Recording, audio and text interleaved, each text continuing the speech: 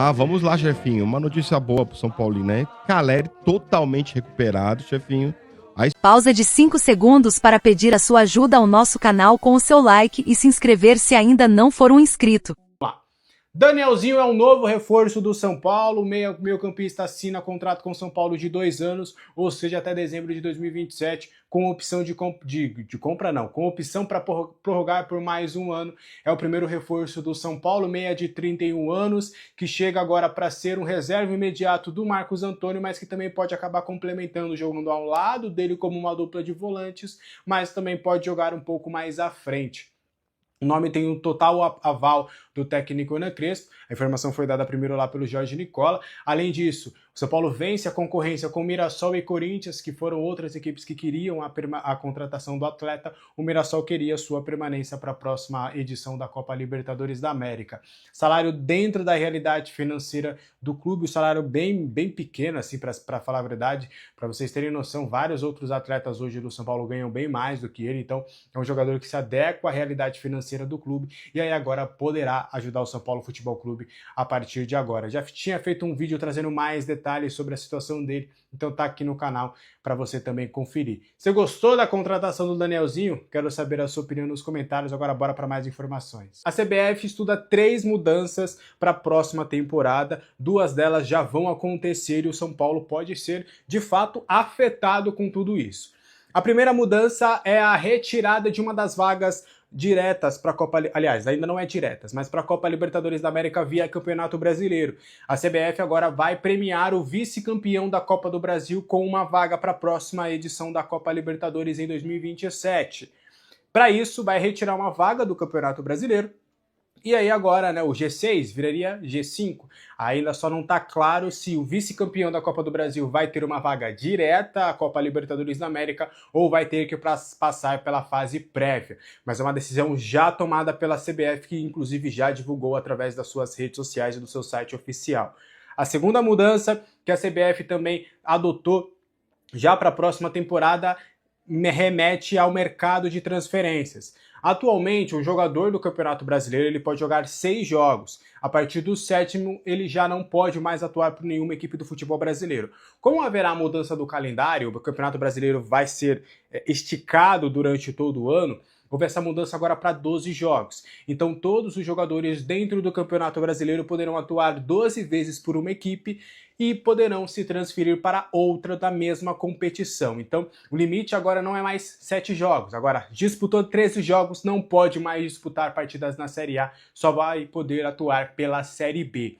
Beleza? E para fechar, e ainda isso está em fases de estudo, a CBF está estudando diminuir o limite de estrangeiros para o Campeonato Brasileiro e Copa do Brasil. Hoje o limite é de 9 jogadores permitidos por partida. O plantel pode ter outros jogadores estrangeiros, mas relacionados para as partidas só podem ter 9 nomes.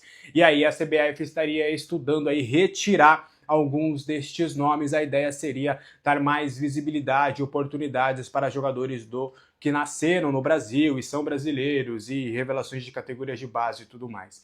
O que você acha dessas mudanças? Você acha que elas podem ser positivas para o São Paulo Futebol Clube e para o futebol brasileiro? Eu quero muito saber a sua opinião aí nos comentários, tá? O lateral direito Moreira pode voltar? Bora trazer detalhes sobre a situação do atleta. A gente conversou novamente com o pessoal da Rock Nation para a gente trazer mais detalhes. A gente conversou com o familiar do atleta para a gente entender como é que está o cenário neste momento, tá? Você soube com exclusividade aqui no canal do Alexandre Vieira que o Porto estava estudando a possibilidade de estender o contrato do Moreira por mais 6 meses. Essa ideia ainda está vigente por parte da equipe portista, mas ainda não houve uma oficialização sobre esse cenário. E aí, tanto o staff do jogador quanto o São Paulo aceitam essa possibilidade, o Moreira ficar por mais 6 meses para completar lá a temporada europeia. O São Paulo também porque entende hoje que tem já várias opções para lateral direita, então se o Moreira voltar, até não descartam a possibilidade de utilizá-lo, mas eles veem com bons olhos uma permanência do Moreira por pelo menos mais 6 meses no futebol português. Então todas as partes estão bem alinhadas em que, se isso for oficializado, beleza, vamos fazer. Só que o problema é que até o momento da gravação deste vídeo não houve o contato oficial, não houve a proposta oficial, não foi a formalização do Porto no papel. Ó, envie uma proposta para renovação por mais 6 meses aqui do Moreira, mantendo os mesmos moldes. E até do que eu conversei previamente com algumas pessoas de dentro do São Paulo, eles aceitam manter os mesmos moldes. Eles aceitam manter a opção de compra de 2 milhões de euros, eles aceitam, se eu não me engano, 50% dos direitos do atleta, eles aceitam os moldes atuais que estão no empréstimo do jogador, mas ainda não houve a oficialização por parte do Porto. Então, tanto o staff, tanto as pessoas ligadas ao Moreira, quanto também aos ligados ao São Paulo estão em um momento de stand-by. Até quando eu trouxe essa informação exclusiva, eu tinha conversado com um dirigente do Porto, através de um colega que tem uma boa entrada lá no futebol português, ele me passou esse contato, e eu conversei previamente com esse diretor lá do Porto, consegui entender um pouquinho, ele precisou falar um pouquinho devagar, né, porque em português, quando acelera, rapaz, é difícil de conversar, mas ele falando bem devagar deu para entender. Conversei com ele de novo, e ele me afirmou que nas próximas semanas o Porto deve oficializar aí essa proposta oficial. Deve, ele não me cravou, mas que isso deve acontecer. Lembrando que o Moreira tem contrato de empréstimo até o dia 5 de janeiro de 2026. O que você acha dessa situação do Moreira? Você acha que ele poderia ser utilizado pelo São Paulo na próxima temporada? Só posso dar o meu pitaco? Acho que além de ala, tudo bem que o Moreira tem as questões físicas e tudo, infelizmente, né? Para mim, talento não falta. O problema realmente são as questões físicas, inclusive ele não tem jogado no Porto com frequência por conta dessas lesões. Na minha visão, o Moreira, ele pode não ser um ala, mas ele daria um bom volante. Acho que o Moreira de volante poderia cair muito bem, até nesse sistema com 3 zagueiros, rapaz, porque ele jogou como volante com o Senna, inclusive.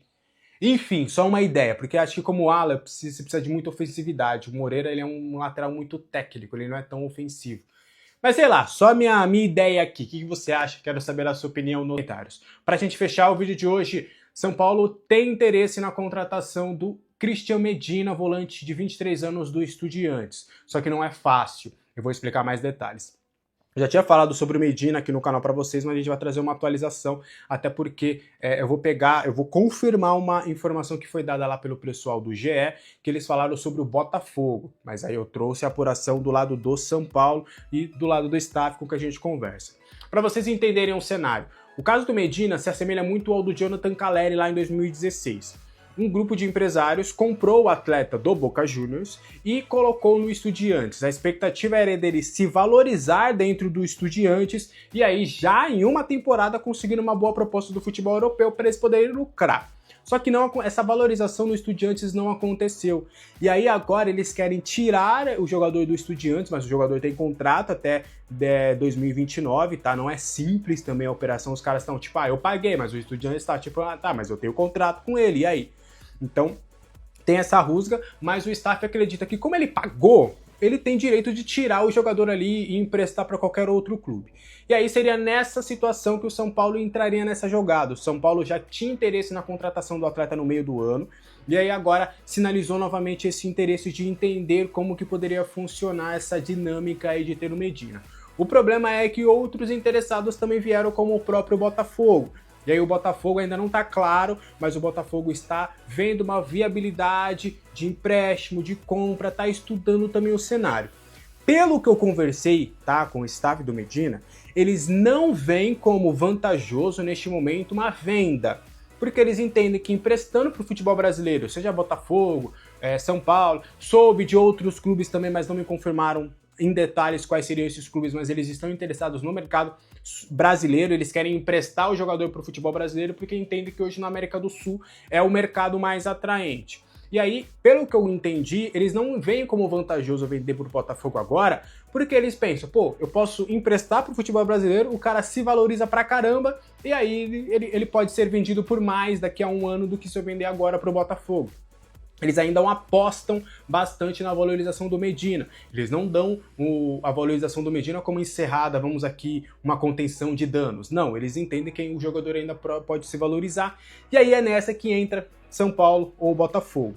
Tá, então vamos aguardar as cenas dos próximos capítulos para entender se de fato o São Paulo tem interesse, mas ainda não foi aberta a conversas, não foi uma proposta, até porque o São Paulo está numa situação de, consegue a liberação, conseguiu a liberação ali com o Estudiantes, porque o Estudiantes tem contrato, gente. Por mais que os caras pagaram, o Estudiantes tem contrato. Então precisa ali do aval também do Estudiantes. Conseguindo esse aval do Estudiantes, aí o São Paulo poderia conversar e aí vai depender muito de mercado, de barganha, de negociação, de concorrência para entender se de fato o jogador pode se tornar reforço do São Paulo. Você gosta do Christian Medina? Você acha que é uma boa? Eu quero saber a sua opinião aí nos comentários. Vamos lá, chefinho. Uma notícia boa pro São Paulo, né? Caleri totalmente recuperado, chefinho.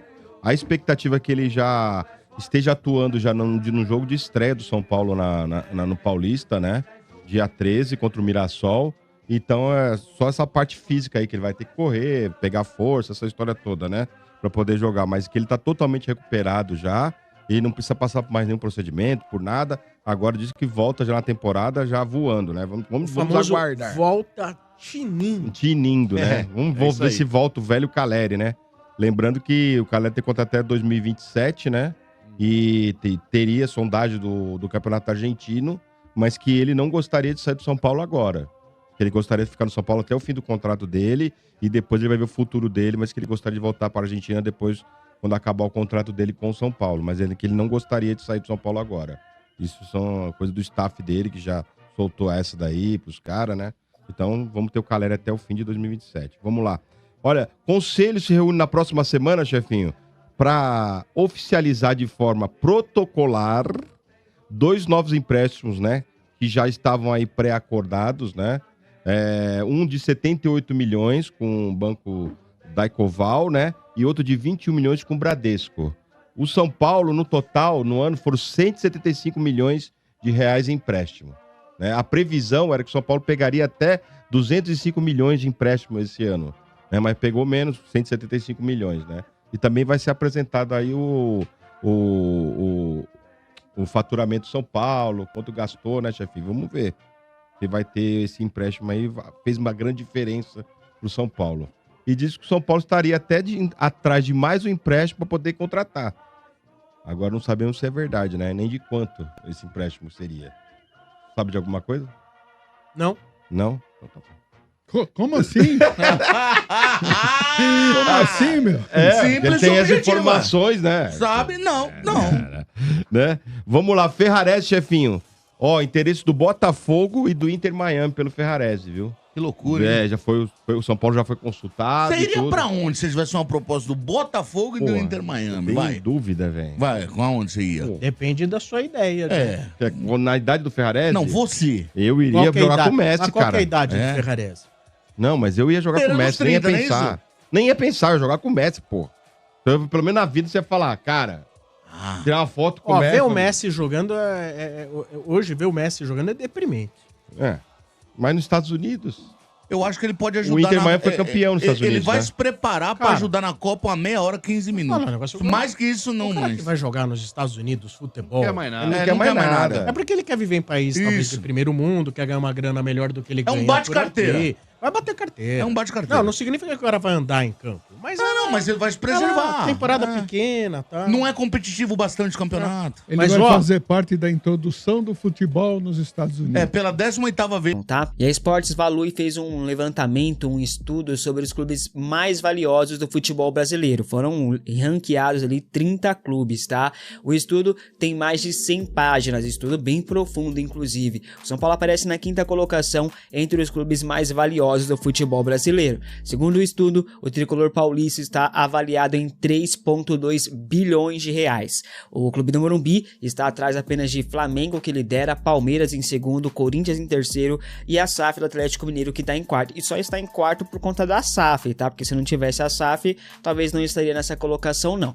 Em termos de marca do clube, o São Paulo aparece na 4ª colocação, para você ver que o Atlético Mineiro não aparece, porque em primeiro vem o Flamengo, depois o Palmeiras, depois o Corinthians e em quarto o São Paulo. O Atlético Mineiro tá atrás, tá? Acredito que o valor de mercado, né, rapaziada, é algo bom pro São Paulo, ainda mais pelo momento, pela crise que o clube do Morumbi vive neste momento, né? E imagina só se não estivéssemos nessa crise, imagina se a gente tivesse um clube bem gerido, imagina o quanto que o São Paulo poderia valer. E não só o São Paulo, o Corinthians também, né, rapaziada? Pô, é por isso que é muito bom e muito importante você ter uma boa gestão. O Diego Fernandes está louco para investir no São Paulo, já tem aval de investidores, né, tanto brasileiros quanto também investidores estrangeiros, mas para investir no São Paulo ele tem alguns requisitos, por exemplo, mudar o estatuto do clube e também o clube abrir as portas para se tornar uma SAF, um clube empresa. E aí São Paulo virar SAF, vai ter que, o interessado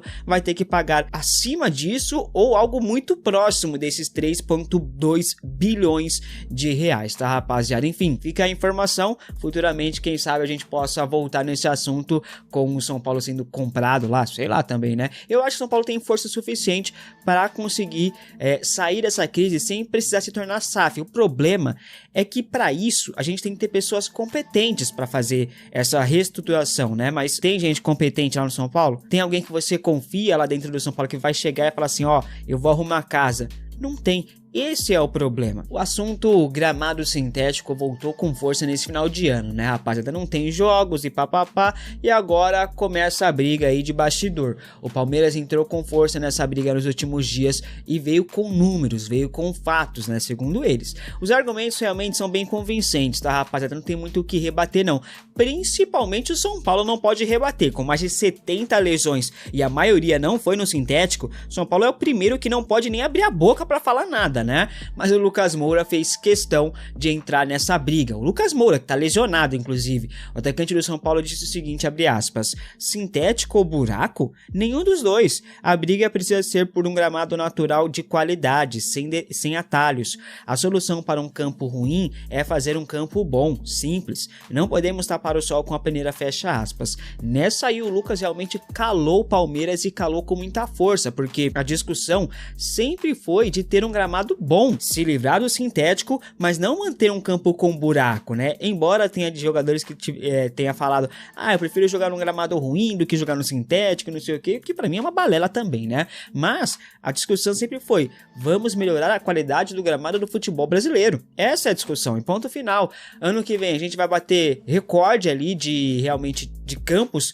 sintéticos, né, rapaziada? Tem aí o Atlético Paranaense que voltou, o Atlético Mineiro também tá colocando grama sintética, então, pô, e a CBF não faz nada, né? Você é a favor da grama sintética no futebol brasileiro? Comente aqui abaixo a sua opinião. E o mercado da bola está agitado pelos lados do Morumbi, né? Já tivemos algumas saídas como as do Dineno, Rigoni, Luiz Gustavo, né? Jandrei indo embora também, e vai mais gente embora também, rapaziada. A diretoria São Paulina, apesar de todas as saídas do elenco, vai ter chegada, só que a diretoria quer resolver primeiro as saídas no elenco, tá? O Mailton é um dos jogadores que vem recebendo sondagens de clubes do Brasil, tá? Tem muitos jogadores de São Paulo recebendo sondagens e o Mailton é um deles. E a Chapecoense demonstrou interesse na contratação do lateral direito. A ideia da Chape é contratar o Mailton por empréstimo de 1 ano. Lembrando que o Mailton veio para o São Paulo, né? Em agosto, estava na Chapecoense, onde se destacou bastante, mas pertencia ao Metalist. E o São Paulo fechou um acordo com o Metalist, perdoando a dívida que tinha o clube ucraniano pela contratação do Paulinho Boia, revelado na base de Cotia, e aí o São Paulo contratou o Mailton em definitivo. Mailton que tem contrato com o clube do Morumbi até o final de 2027. Hoje ele é a terceira opção na lateral direita, né, atrás do Mike, que jogou a maioria como titular nessa reta final de ano, e do Cedric, né, ou o inverso. Bom, o São Paulo não tá muito afim de emprestar jogadores. A ideia é negociar uma venda ou fazer uma troca de atletas, tá? A Chapecoense quer o Mailton, né, rapaziada? Agora, por empréstimo, dificilmente São Paulo vai liberar, né? E foi na Chapecoense onde o Mailton se destacou nessa temporada com 7 gols, 9 assistências em 30 jogos. Você emprestaria o Mailton para a Chapecoense? Comente aqui abaixo que eu quero saber a sua opinião. Quem manda no São Paulo Futebol Clube numa questão dessas é a Assembleia Geral.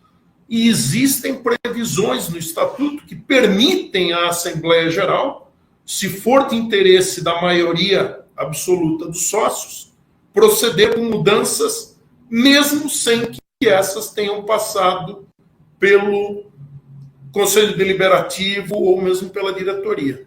Então, existe previsão para isso no Estatuto. Mas para convocar a Assembleia Geral, você precisa de ter uma passagem, o presidente do Conselho Deliberativo teria que fazer essa convocação da Assembleia, não é isso? Não necessariamente. Se você tiver um projeto efetivo, se você tiver as garantias, se você conseguir comunicar ao grupo de sócios. Qual é a sua proposta? Existe uma possibilidade de você convocar a Assembleia Geral por assinatura de 20% dos sócios patrimoniais no exercício dos seus direitos societários. Então, hoje, vamos arredondar o número, 1.500 sócios, se estivessem de acordo com a proposta. Se houver uma boa proposta para vender o futebol do São Paulo para uma empresa, esta seria uma forma de fazer, mas é sempre por dentro. O de fora para dentro, pode ter influência? Sim, pode ter influência. Principalmente se você conseguir comunicar a essa população que vai decidir, que são os sócios patrimoniais, que é uma boa oportunidade de você separar as atividades, porque hoje são atividades com objetivos muito distintos. Então, hoje, eu sou sócio do clube, sim, sou conselheiro, naturalmente sou sócio do clube, mas mais do que ser sócio, eu sou o frequentador do clube. E eu digo abertamente, hoje, para o clube social, o nível de receitas que tem, hoje é mais um ônus para o clube social estar associado ao futebol do que o contrário. Então, o clube social hoje ele é totalmente superavitário, mas às vezes você precisa fazer a reforma do telhado do ginásio, mas não tem dinheiro, porque como é um caixa único com o futebol, e o futebol tem dívidas enormes, então você não pode, às vezes, fazer coisas básicas. Por outro lado, o futebol hoje, isso é claro, o futebol hoje ele acaba tendo uma influência na sua gestão muito grande. Então, quando as pessoas de fora têm uma péssima imagem do conselho, isso a gente tem que entender. A imagem do conselho é muito ruim, porque o conselho tem tomado decisões muito ruins nos últimos anos.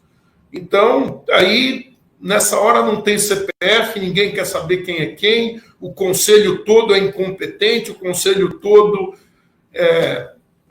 não se preocupa com São Paulo, e não é verdade. Lá dentro tem gente que busca o melhor, tem gente que fiscaliza, tem gente que tenta conseguir as coisas. Então, a influência de fora para dentro, ela pode ser muito importante, mas ela tem que ser dentro dos parâmetros normais. Acho que não pode ter uma quebra institucional. Acho que tudo é possível se fazer dentro dos parâmetros do estatuto e da legislação. Flávio, eu sei que a gente já está indo, assim, a gente vai encerrar, agora eu fiquei só com essa coisa na minha cabeça. É uma resposta muito, acho que para você é mais simples. Então, pelo que você falou, isso para mim é uma novidade, sim, para todo mundo que está vendo aqui comigo, isso também é novo. Se você tivesse uma convocação de Assembleia Geral em que mais de 20% dos associados concordassem com a Assembleia Geral, você levaria este tema para voto, independentemente do Júlio Casares, do Outem, das instâncias atuais do clube hoje concordarem em levar esse pleito para voto.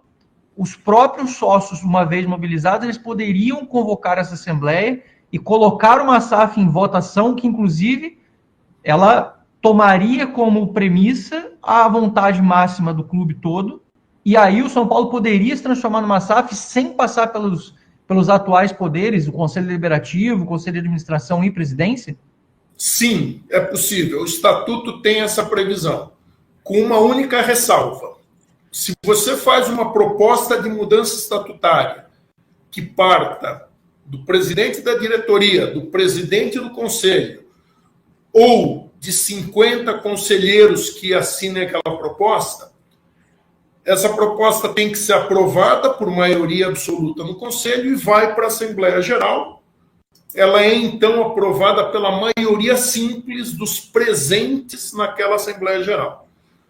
Quando você apresenta uma proposta com base em assinatura de 20% dos sócios ativos essa proposta ela vai direto para a Assembleia Geral. Ela não passa no Conselho Deliberativo.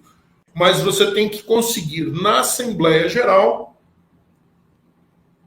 a maioria, 50% mais um, do total de sócios. Então, uma maioria absoluta. Então, você precisaria ter, hoje, 3.500 sócios convencidos e motivados a ir até uma Assembleia Geral para votar a favor dessa medida. Então, essa é uma questão estatutária. Existe a previsão. Não é fácil de ser atingida. Mas, se ele tiver uma proposta realmente boa, Zanqueta, por que não apresentar? E eu vou dar para você uma ideia. O que é uma proposta realmente boa, Flávio? No Brasil, nós não temos ainda um mercado. Mas na Europa, e você vive em Portugal, você sabe que já existem parâmetros de negociação. Inclusive, eu já participei de eventos com o pessoal da XP, especialista no ramo, e eles dão uma noção de que um clube de futebol ele vale alguma coisa entre 3 e 5 vezes da sua receita. Alguns fatos podem valorizá-los um pouco mais, outros um pouco menos. Então, uma conta muito rápida. O São Paulo Futebol Clube ele gera o futebol exclusivamente em torno de 700 milhões de reais por ano. Nós somos o time que carrega o nome da maior cidade do Hemisfério Sul. Nós somos um time entre os 4 mais populares do Brasil. Reconhecimento mundial. Então, que o São Paulo Futebol Clube, o futebol, valha 5 vezes, um pouquinho mais, de 3 bilhões e meio a 4 bilhões de reais. Então é isso. Não adianta alguém chegar com 1 bilhão falando, não, olha, eu vou pagar tuas dívidas, o bilhão, vocês ficam para fora e eu vou tocar isso aqui em frente. Então, não adianta vir com proposta de 1 bilhão, que é para pagar a dívida. Não, teria que ser uma proposta compatível com o que vale o São Paulo Futebol Clube. Nós estamos falando de 4 bilhões, 5 bilhões de reais. Então, é isso que não adianta querer vir comprar na Bacia das Almas. Nós não precisamos de alguém, nós não precisamos de um John Textor que venha tomar aqui o que sobrou, ficar com... E já está deixando o Botafogo SAF numa péssima situação. Então, nós precisaríamos de investidores realmente com uma noção do que eles estão querendo, onde eles estão querendo investir. Perfeito. Flávio, pedir desculpa aqui que a gente acabou passando uns minutinhos aqui da questão. Isso só deixa um gostinho. Eu tenho certeza que, para quem vai estar assistindo, deixou para mim, de um papo a mais que a gente venha a ter. A gente já estava combinando isso. A gente tem que marcar aí mais um papo para a gente poder falar e dar uma esmiuçada mais nisso, para a gente poder te ouvir. Vamos tentar marcar depois que o orçamento for votado. Eu acho que, de repente, você pode comentar sobre o orçamento, você pode comentar um pouquinho mais sobre as suas impressões, e aí a gente puxa o assunto eleições também, que eu acho que é um tema importante para a gente também conversar. Pode ser assim? Podemos, vai ser um prazer conversar um pouco mais de tranquilidade. Realmente é melhor deixar passar até quarta-feira que vem, a gente vota o orçamento, então estou fazendo uma análise muito criteriosa, praticamente linha a linha, tanto na área de receitas quanto despesas, para poder fazer uma análise criteriosa do trabalho. Estou sempre à disposição para conversar sobre as coisas que são públicas, que a gente pode conversar, pode criticar ou pode elogiar quando são temas públicos.